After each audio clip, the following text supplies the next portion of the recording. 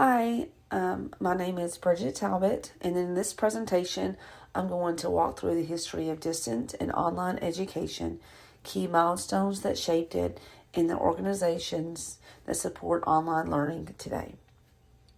I'll also connect this to my own work and where I see things going in the future. Understanding how distance education evolved really helps explain why online learning looks the way it does today. When we look at how it started compared to where it is now, it shows how much technology has changed education over time. It also shows how learning has become more flexible and more accessible, which is something that is very important. As I go through this, I want you to think about how each stage builds on the one before. With each step that has been added, something new has shaped what we now consider online learning. So to start, I'm going to go back to the very beginning of distance education. In the 1800s, distance education started way earlier than most people think. Students were learning through correspondence courses that were sent through the mail. Students would receive printed lessons at home, complete their assignments on their own, and then mail their work back to the instructor to be reviewed.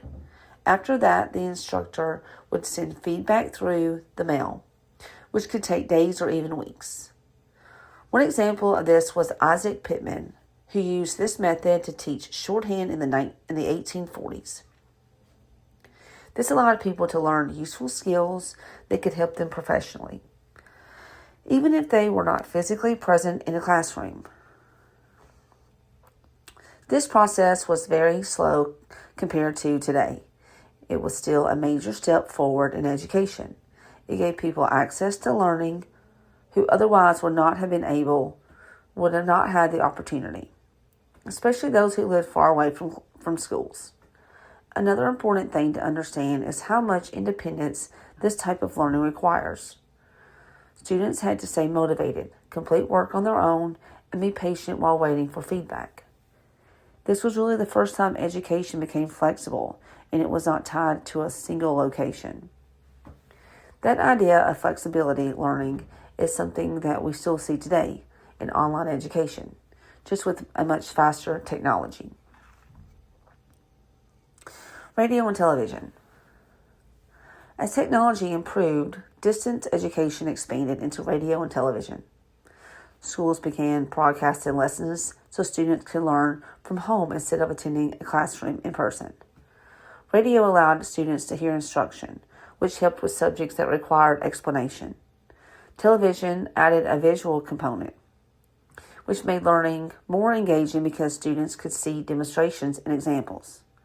This was a big step forward because it allowed education to reach more people at once instead of teaching one student at a time through the mail.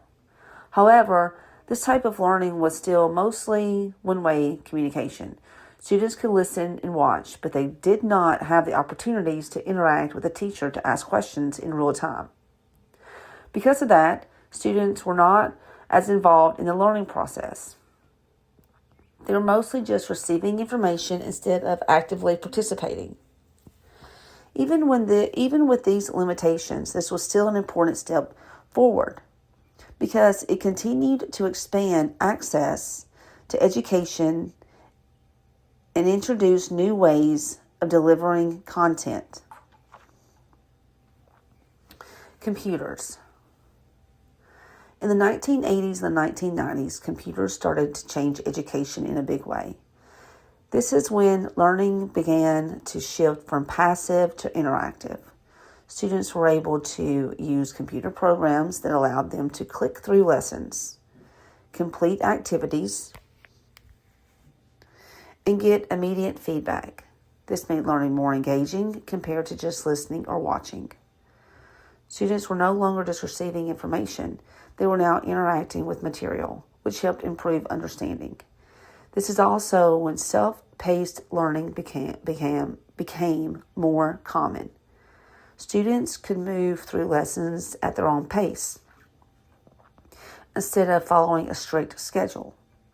This gave learners more control over their education. Some students could move faster, while others could take their time to fully understand the material. This part connects to my own experience growing up. I was born in 1980, so I saw how computers slowly became part of everyday life.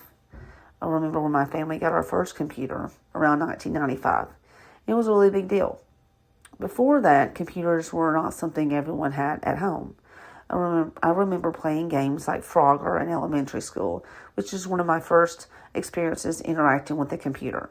Then later in high school, I took a typing class on the computer around 1996, and that was one of the first times I used a computer for something educational instead of just games. Looking back, it is interesting to see how those early experiences connect to how we use technology for learning today. What felt new then is now just part of normal life. In the 2000s, the internet completely transformed from distance education. This is when online learning really started to grow quickly. Learning management systems allowed instructors to organize lessons, upload assignments, and communicate with students all in one place. Students could log in, access their material, complete assignments, and track their progress. They could also communicate with instructors through messages or discussion boards. This made learning much more structured compared to earlier forms of distance education. Another important part of this shift was communication. Students were now able to ask questions, participate in discussions, and interact with instructors more easily. This made learning feel more connected. Even though students were not physically in the same place, it also made education more accessible, especially for people who needed flexibility due to work or family responsibilities. This part also connects directly to my own career. In the mid-2000s, continuing education, CEUs, started becoming available online, which made a really big difference. Before that, we had to go to hotel conference rooms, or sign up for conventions where we would take classes and test just to continue our education and stay current in our field. Once those types of training became available online, it completely changed things. I was able to complete the required training on the computer instead of traveling, which saves time and money. This flexibility allows professionals to continue learning while still working full-time. COVID. The biggest shift in distance education happened during COVID in 2020. Students had to move online almost overnight, whether they were prepared or not. Teachers had to quickly learn how to use digital tools, and students had to adjust to learning from home. For many people, this was their first experience with online learning.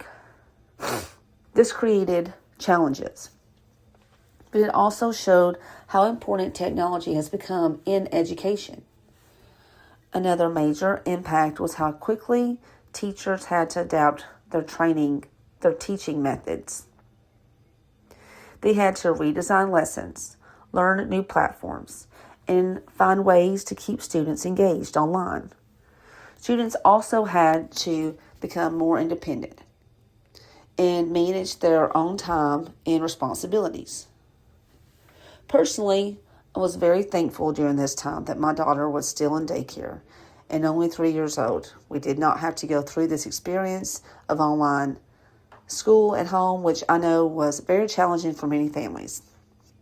I saw how hard it was for my friends who had to balance working while also helping their kids learn online.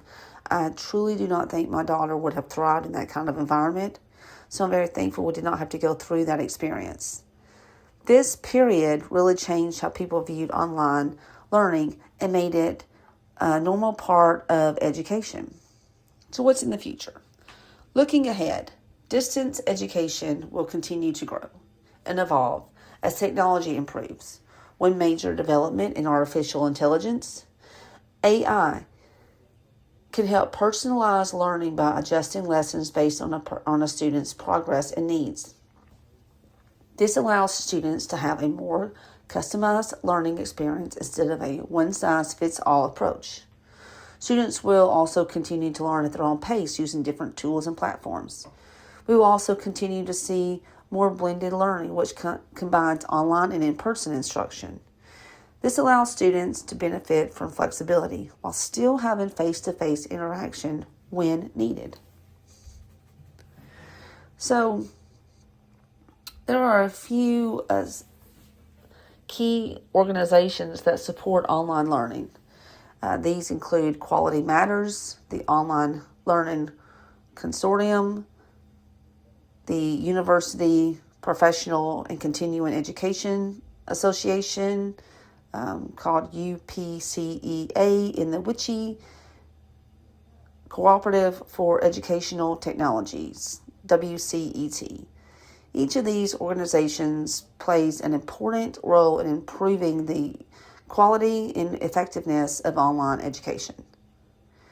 They provide standards, research, and training to help educators design better courses and improve learning experiences. They also help educators stay updated as best practices as technology continues to change. This is important because just putting content online does not automatically mean it is an effective way of learning. What do these organizations do? Each of these organizations focuses on different areas that support online learning. Quality Matters focuses on course design standards and evaluates online courses. The Online Learning Consortium provides research and professional development. UPCEA focuses on continuing education and professional development, and WCET focuses on policy and improving access to digital learning. Together, these organizations support schools in improving how they develop online education. So my connection to all of this is in my own work, I train new designers using digital tools and structured onboarding. Even though I'm not in a traditional classroom, I still use many of the same principles as online learning. I provide clear instructions, guide them step by step, and give them opportunities to practice what they learn.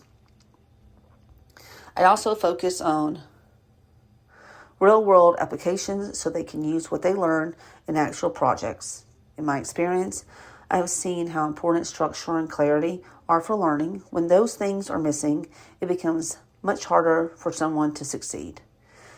This also connects to industry learning and professional development. In my field, we attend events like KBIS, which stands for Kitchen and Bath Industry Show. It is a large conference where professionals go to learn about new products, trends, and technology. Before online learning became more common, a lot of this type of education only happened in person at events like this. Now, many of these trainings and updates are also available online, which makes it easier to stay current without always having to travel. This shows that learning is not just happening in schools, it's also happening in professional environments, and online learning plays a big role in that. So, overall distance education has evolved from simple mail-based learning to advanced digital environments. Each stage has contributed to how education is developed today and has helped improve access and flexibility. Technology has made learning more flexible and accessible, and understanding this helps explain why online learning is such an important part of education and why it continues to grow. These are my references that I use for this presentation. Thank you so much for listening.